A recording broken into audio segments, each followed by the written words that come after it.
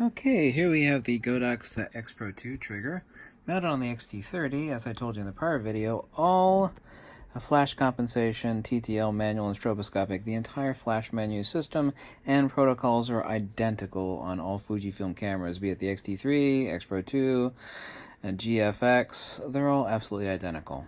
Over here you can actually see we have the GODOX 685. Remember, we actually have three different types. We of course have wireless, right? Slave mode, which we are in currently. Focus, there we go, focus.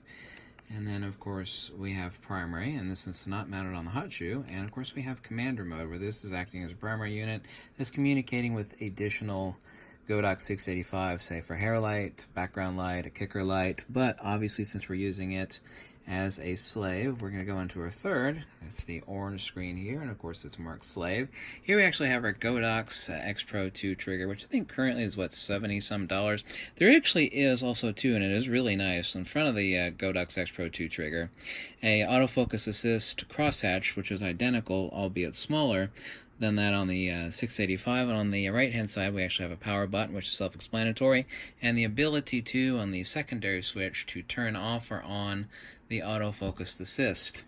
The actual GODOX XPRO 2 trigger is actually a lot simpler than is the speed light. Both of them are very simple. There we go for the screen. Okay, here we actually have magnification button. This actually has another advanced functionality, which I don't know of a single person that's ever used. Menu system that lets us go in to change function settings. Let's go into that in a second. Let's escape out of here. And we actually have a mode button. Actually, let's go into higher magnification. Okay, and here we go in mode. Right now we're in manual, off, TTL, and manual again. If we're going to go into TTL, of course, we have our exposure compensation wheel, and this is dictating for radio transmission at 2.4 gigahertz to our 685 unit. 3 stops over, 3 stops under latitude, and of course our test fire button, which of course is working, and we are on channel 1. Make sure that the channel is set correctly and is identical on both the speed light and the transmitter unit. We actually have over here our different group buttons. Here we have B, C, D, and E. Right now we're dealing with what most people are going to do all the time, which is using the GODOX XPRO 2 trigger with one speed light off camera. Okay, so test button, mode button, and let me switch from the magnification. I would actually use this for fast adjustment with multiple remote speed lights. So I had 3 or 4 GODOX 685, one here, one over there. So this is not just a magnification button. Since we're only working with one speed light, larger numbering, and of course here in our menu settings, let's actually take a look at this. Right now for demonstration purposes I have the light on, but obviously that's going to suck too much power. And we go into sync, which is the sync cord jack on the side. Set that. We actually have a option for our group, our LCD, that's our contrast ratio on the display, and what we're actually shooting, single person, multiple, distance. If you're going to use the speed light really close, most people are not going to use it this damn close, you would need to switch this off of default, which is 1 to 100 meters, to obviously 0 to 30 meters. ID, and lastly TCM. Let's go out of this. Okay, and actually let me show you one thing. Right now, as I told you in the prior video, with the XPRO 2 trigger on the camera, if you actually try to change exposure compensation on the camera, it will revert back. Or if you try to go out of TTL to manual, since we are on TTL on a speed light, if for some crazy reason I want to change my camera and go from TTL to manual, here it won't let me. You see, I go over to manual, then it goes nope, nope. And it doesn't mean the camera's malfunctioning. I get asked this question all the time. What it means is that with the XPRO 2 trigger up here, where it's set for TTL, for example, this takes precedence. In other words, it wants your input up here, not down here. So changing it down here, it's like, no, not going to happen. Or if I'm going to go over here and change exposure compensation, you see it just nope again. I'm going to go change my exposure compensation. Nope. tells you no.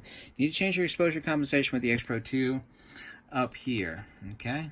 Change it, set it. You don't actually have to hit set. Okay. Let me actually zoom out of this or actually change the lighting. There we go.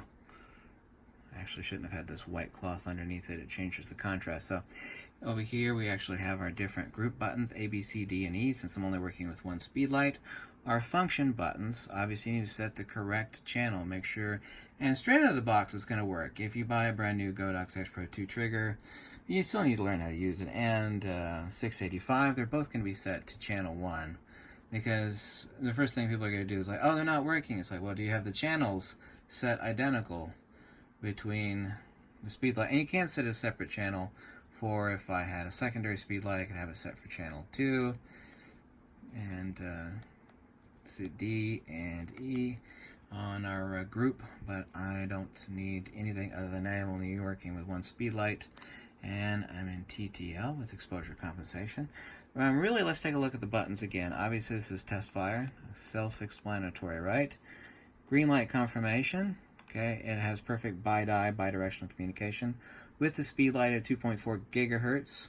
And I did have it set, if you're going to use it close, like handheld, remember, go in here under distance and take it off default 1 to 100 meters and bring it down to 0 to 30. Because there's an issue on transmission that if you have it set to 1/100, it might not fire. If you have it real close, to get out of that, go here, just hit our return button. So our group buttons, our function buttons, our mode is kind of self-explanatory. You can cycle between TTL, manual, and off, right? And there also is stroboscopic ability that you can actually set on your camera, and this is one where the camera will let you do that input. I'm going to go to, well, actually go, and also to, let me actually change this, go to sync, from front, rear, and remember too, you need to know the sync speed of your camera. I can't be shooting, and I shoot all manual and flash photography all the time. I can't be up above my sync speed, which on the XT30 here is 1/180th of a second. I can't be up at 1/500, 250th, or 1000, and be on first curtain sync, or front curtain sync. First curtain is front curtain. I need to be in FP, which is Fujifilm's designation for high-speed sync. So if you're above your sync speed, you need to be in FP. Right now I have my LED, as I showed you in the prior video, for AF assist. We're using the front crosshatch on the front of the speed light, which you can't see right here. I have that set there. But the manuals are, the menus, the flash menus are identical on all Fujifilm cameras. So I'm actually going to go over that and go to sync speed of 1/180th or less, and go to front curtain sync. Okay, here we go. We're in multi-mode, and here you can see I'm in multi-mode, and we're on group A for multi-mode, and I choose how many times and the cycle at which it chooses to fire. I'm going to go out of that, and mode. There we go. Once again, please remember, because I get tech support calls on this all the time. It's like, well, I'm trying to change, my camera's defective. I go down here, I want to change, and I want to go from TTL to manual. My camera won't let me. Your XPRO 2 trigger will always take precedence when it's mounted over that of your camera. Here's something really important, and people need to realize this, and this is something I get asked all the time too. Here's the deal. Let me get this camera out of the way and show you something really important. These are the pinouts. Now this is a Fujifilm speed light, but I actually have Nikon GODOX 685 speed lights, and it's a different pinout configuration. This is also, you can see down here, F. Okay, this is the pinout, right? You see this pin arrangement. By the way, Fujifilm uses the same pinout configuration, not the same protocols for communication, but the same pinout arrangement as Canon does, by the way. But this is the Fujifilm pinout. Now, I can use this, if I had, say, for example, a Nikon 685, which has different pinouts, I can use it for TTL and HSS with this Fujifilm trigger and a Fujifilm camera, as long as the speed light is not in the hot shoe. With this in the hot shoe, it cannot communicate. I can't stick a Nikon GODOX 685 on my Fujifilm. I can't stick a Canon GODOX 685 on my Fujifilm.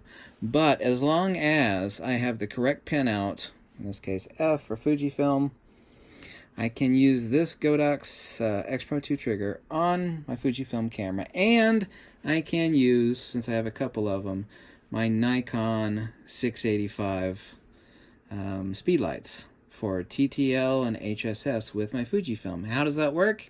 It works very simply.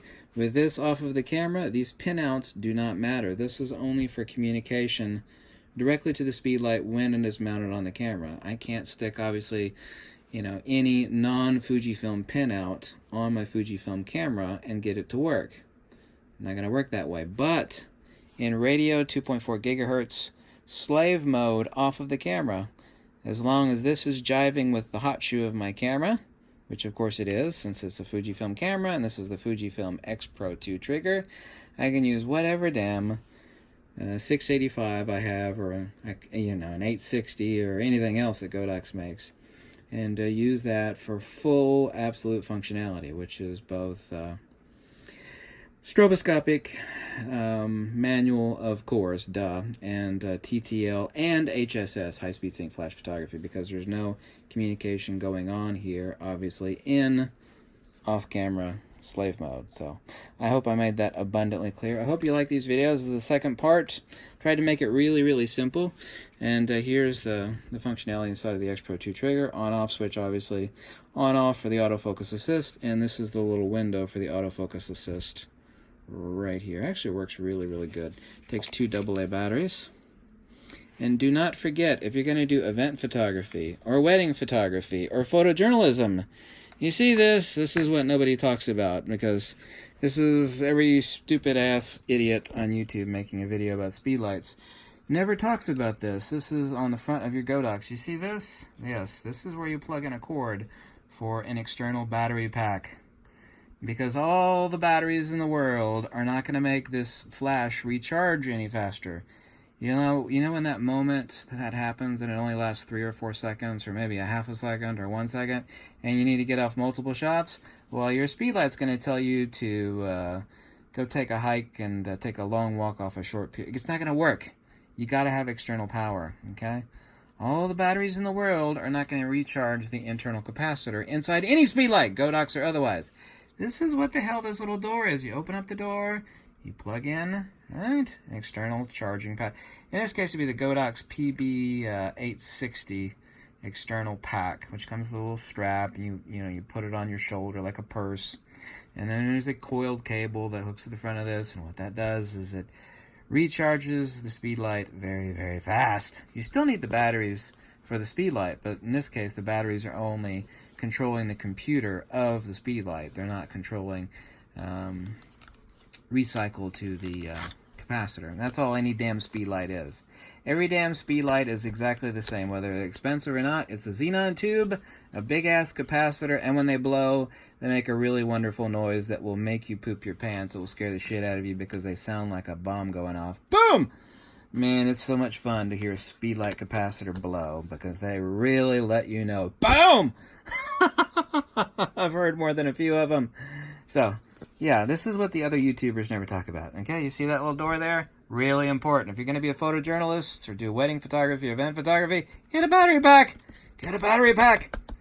Hope you like this video. Thanks so much for watching. Have a lovely day. Tell me how much you hate this video, how much you like it. Click the link below for the free Fujifilm Tricks and Tips book. Okay? Peace out, Girl Scout.